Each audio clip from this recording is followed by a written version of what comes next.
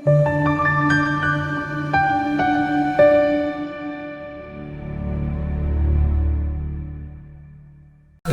lenkosi ngibingelela umhlaba wonke neSouth Africa yonke. Bandibingelelwa umholi webandla laseBuhleni eGalile, eBuhleni Bokholo Galile Church in Zion. Umholi lo abamaziyo abambiza ngoNgubane noma uNgubane isibongo sakhe, abaphinde abanye bemazi ngegama likaKhukhuvula.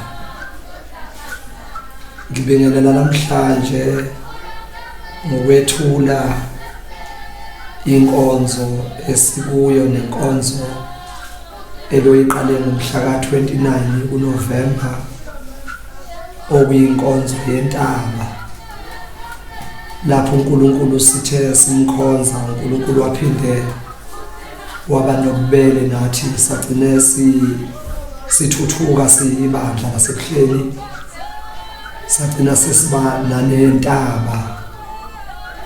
Sekuthi-ke yonke indawo la kufika khona lo mbukiso asiveze lenkonzo ngoba inkonzo nebalulekile kakhulu, nenkonzo futhi engakhethi ibala likamuntu, okuyinkonzo yomhlaba wonke, ngoba njengoba yenzeka isiyinkonzo yesibili nangonyaka esidlulekiwo, unyaka ka-2023 sasibe nayo futhi yona inkonzo yentaba. Sayoyiqala-ke nokho sasingakatholi igunya nemvumo yokuthi kuthiwe cha sesingaba nathi nendawo yethu phezulu entabeni. uNkulunkulu-ke emuhle nangemkhuleko esiyenzile namakholwa, sikhulekile uNkulunkulu maqeda sambona esithanda uNkulunkulu esihawukela, sathi saye kanye sabona segijima ney'nduna endaweni ney'godi ngey'godi, kodwa bezoncoma umsebenzi omuhle kaNkulunkulu esithe masinyuka sawenza. Base bethanda ukuthi cha, ngokusemthethweni lentaba ebizwa ngokuthiwa inhlomula singayisebenzisa ngokusemthethweni siyibandla laseBuhleni Bokholo.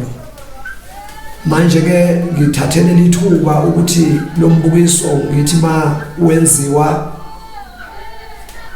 sikwazi ukuveza yonke lo msebenzi kaNkulunkulu, siphinde siveze nemisebenzi yebandla, ukuyimisela kwalo, ngoba intaba esesiphinde sasebenza kakhulu izinto ezenziwe khona, njengokuthi intaba yakheke umlando-ke wokuqala. Ingakho sithi lokhu asingahlali phe kwakho, ngoba kumlando wokuqala njengabantu abayizayoni ukuthi sibe nentaba. Iyona yebo nasendulo zayikhuleka entabeni, kodwa-ke kuyaqala ukuthi sibe ngokusemthethweni sigcine sesinendawo neyakhiwayo, nendawo esiphinde sibeke kiyo. Ngabiza njengethempeli, ngiphinde ngibize njengesakhiwo, indawo esizokwazi ukuthi siyakhe siyibandla nesizoyisebenzisa unyaka nonyaka.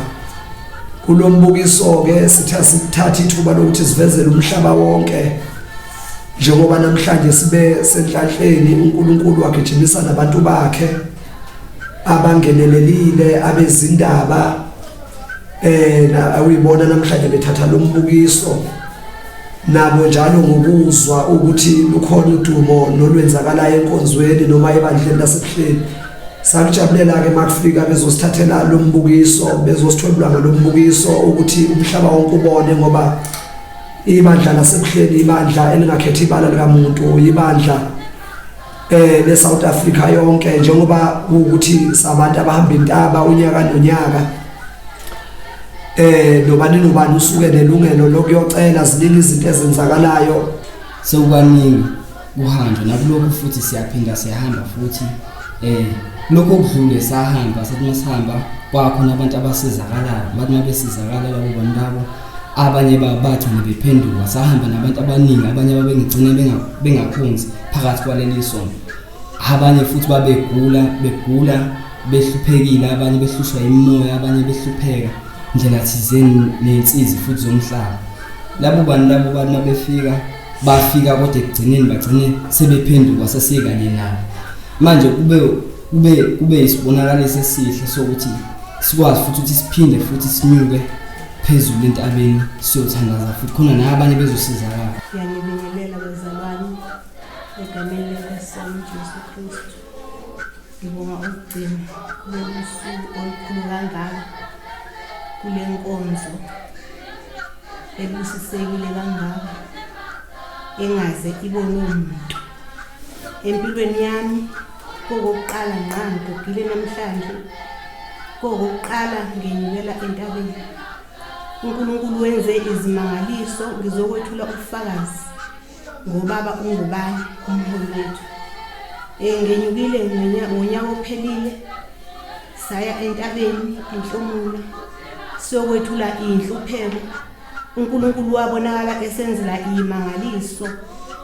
Ngelinye ilanga ngafika nomntwana egula eboshwe ngendophi ngemsebenzi kaNkulunkulu noma ngemisebenzi kalobaba ungubani. Usindile namhlanje Monye. Namhlanje kuwusuku olukhulu kakhulu. Namhlanje siyaphinda futhi siyenyuka entabeni siyokwethula futhi inhlupheko noma siyobonga noma futhi siyocela kule nyanga kaDisemba ukuthi uNkulunkulu asisize asigcine. uNkulunkulu usisize kakhulu wasipha umholi oyisimangaliso othembekile, othenjwe amakhosi, othenjwe izinduna. Namhlanje sihamba ngokuqhenya, asintshontshe ukuya entabeni, sihamba ngemvumo kababa ungubani avunyelwa amakhosi, wavunyelwa izinduna. Sihamba kahle impela sinabo ubuphoshosho. Ngiyabonga bathandekayo. Ngiyabingelela egameni lenkosi yethu Jesu Kristu. Mina ngizothula ubufakazi mayelana nenkonzo yentaba eyenzeka ngonyaka odlule. Ngonyaka odlule sahamba siyibandla lasebuhleni bokholo bamaGalile, sahamba sayokhuleka entabeni. Sathi nje masibuya sahamba sayentabeni sabika inkinga zethu, sacela sasicela sanxusa uNkulunkulu. Sathi masibuya lapho nje nizothula nje ubufakazi bokukhulu bukaNkulunkulu. Sathi masibuya lapho akuphelanga naney'nsuku ey'ngakanani ngathola ifoni, ngathola nje itoho. Kuningi nje kuyenzeka, kuningi esingakuchaza, nanokuthi umkhulu umuntu nje osasemncane kodwa nje izimangaliso akazenzayo zedlula iminyaka yakhe. Kuningi kukhulu, uyaphilisa abantu, akakhethi ibala lamuntu ukuthi kumele uze ube yibandla lethu. Usiza wonke umuntu odinga usizo, uyalapha, wenza nje konke Inkosi Thelezi. Ngingathanda ukubingelela egameni lenkosi Jesu.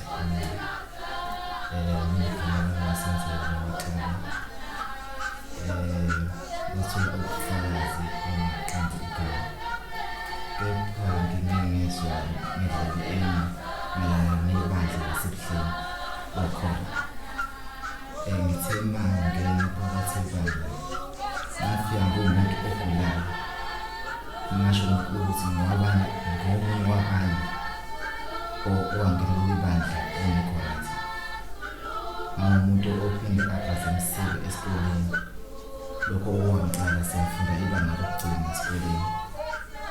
Ngithi mangibhala esikoleni kuhlale kukhulu.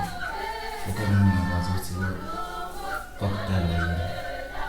Kepha ngithe mangena phakathi kwebandla lababa ungubani ngathola imfudumalo.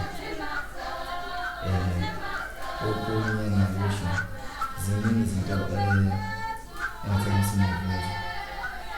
Leli bandla lenza imangaliso noma ngasini ngedwa. Kepha nokubabona abanye befika phambi kwethu besizakala ngendlela thize esizamalayo. Ngoba kithi sonke esigula ngokufana nomunye uzama usizi lakhe phakathi kwebandla. Ngoba leli bandla lenza kakhulu ezimpilo zethu.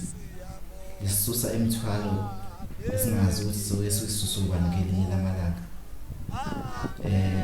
Okunye ngakuthola ngami ngithe ngiqedile esikoleni bese ngithola ifoni evela endaweni thizeni ukuba ngizosebenza.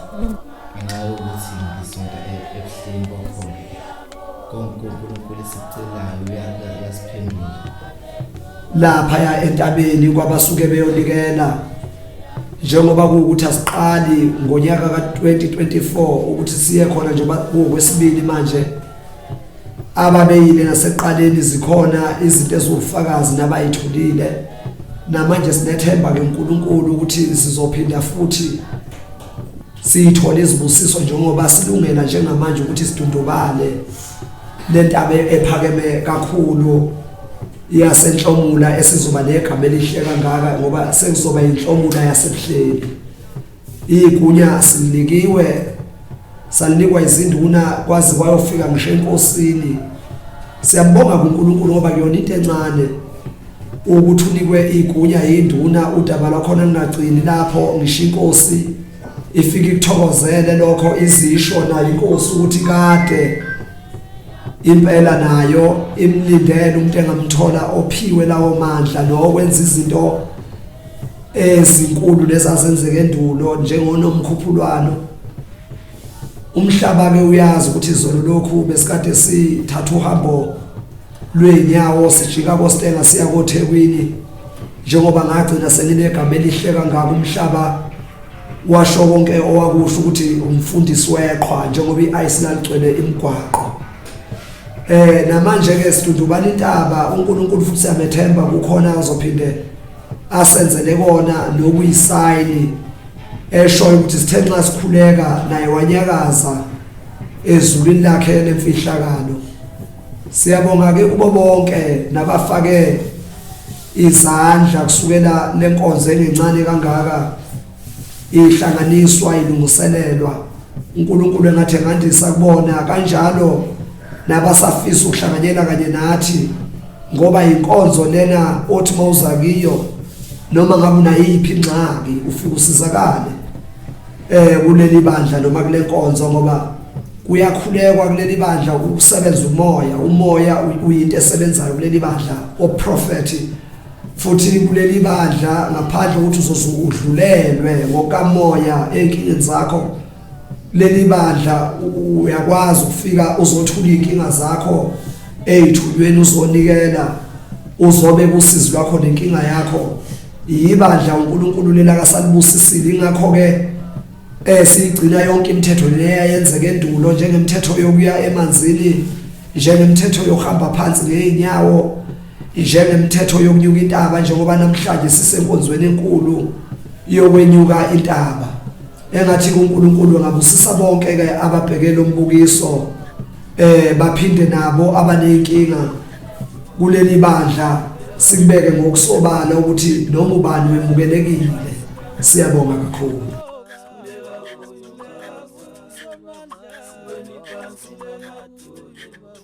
Kulela uyo Jesu